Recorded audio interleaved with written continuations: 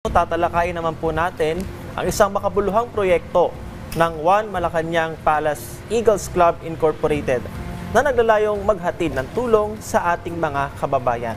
At upang bigyan nga tayo ng detalye patungkol sa charity project na ito, ay makakapanayan po natin ang Regional Governor ng One Malacanang Palace Eagles Club Incorporated na si Mr. Rodolfo Evangelista. Good morning po at welcome sa Rise and Shine Pilipinas. Good morning po, Ma'am Miggy, Sir Opo. Pipi. Good morning po. Apo, Patrick. Patrick. Patrick, sir. Opo. Ayun nga sir, ano po ba itong ating organization at sino-sino na po yung ating natulungan?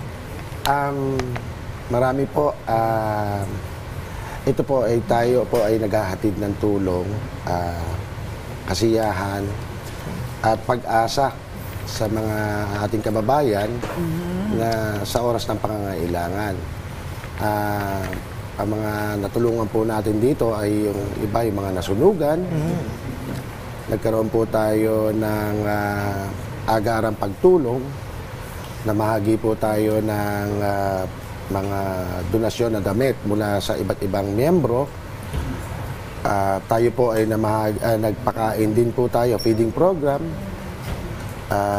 Namahagi ng konting bigas, konting tulong.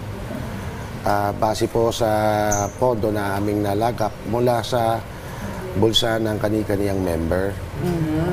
Sir, so aside from this, yung mga charity projects, ano po ba talaga yung yung pangunahing layunin or objectives ng inyong grupo? Paano po ba kayo nabuo? Kasi ako naririnig ko na rin po itong grupo na to, and in fact, yung father ko din po ay member ng inyong grupo. So can you share po more about your organization? Po ba yung mga objectives, layunin ninyo? Iisa lang po ang layunin ng bawat agila. Ang makatulong sa ating kababayan na kapuspalad. Gusto natin sila na sabay-sabay natin itaas ang antas ng kanilang buhay kahit sa maliit na paparaan lamang. Nabanggit nyo kanina sa Rodolfo, yung mga natulungan nyo na, yung mga nasusunugan po. Pero meron pa po ba kayong iba pang mga beneficiaries po sa inyong pong organization? Opo. Tayo po ay law-abiding citizen. We identify the 5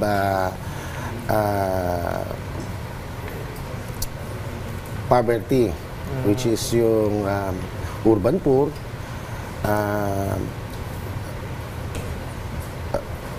what do you call this? Indigenous people, fisher folks, and magsasaka. Yes, yung mga nasa marginalized sector po talaga. Yes So, po. paano po ba yung nagiging proseso o yung sistema ninyo? Like, you look for an organization that you're gonna help or yung mga pwede pong lumapit po sa inyo? Sa amin po kasi, sa amin bilang agila, pag pumasok ka po dito, handa ka pong tumulong na walang inaasahang kapalit. Kung meron po na ibang mga kuya rin, o meron kaming mga relief dito, at malaki yung inyong tutulungan, sila po ay dinodonate po nila yung sa kanilang ibang clubs. Ganun po kami nagtutulungan in collaboration po with other clubs, Eagle clubs. Sa ngayon sir, gaano karami po kayo sa inyo pong organization? Sa ngayon, meron po kaming mga 200 miyembro po. And still growing po. Ayun. Kasi nagustuhan po nila yung aming programa na pagtulong sa mga kapwa. Paano niyo po ba pinipili yung bawat miyembro? Pwede bang lumapit po sa inyo? May referral po ba? Meron po ba kayong qualifications? Kasi for sure baka meron din po tayo mga kababayan na gustong tumulong, gusto maging miyembro. Paano po ba yung proseso ninyo? Simple lang po.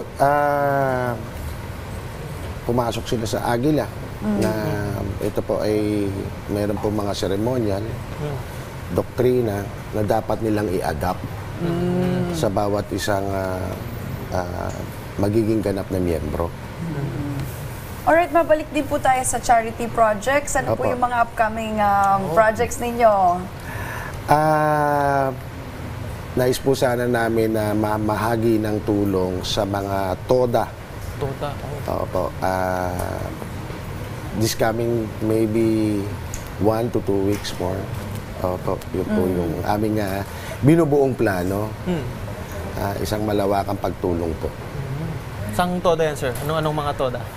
Within Manila ba? Kasi sa Malacanang Palace Incorporated kayo, di ba?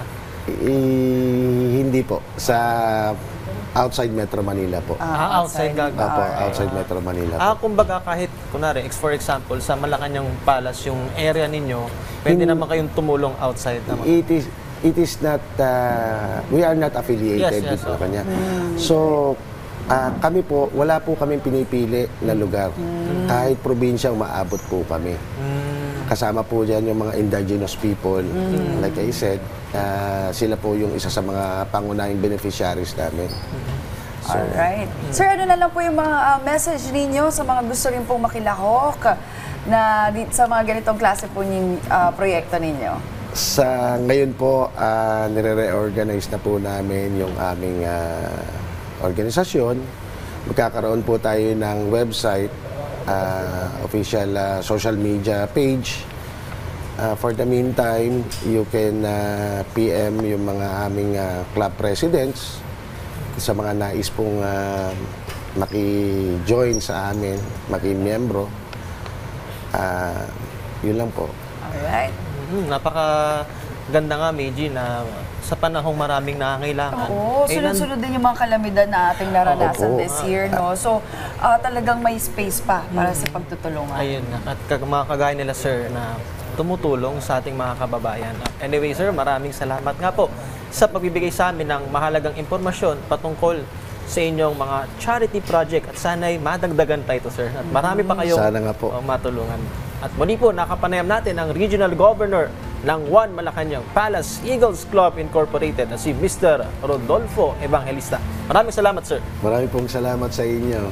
Rise and shine, Philippines.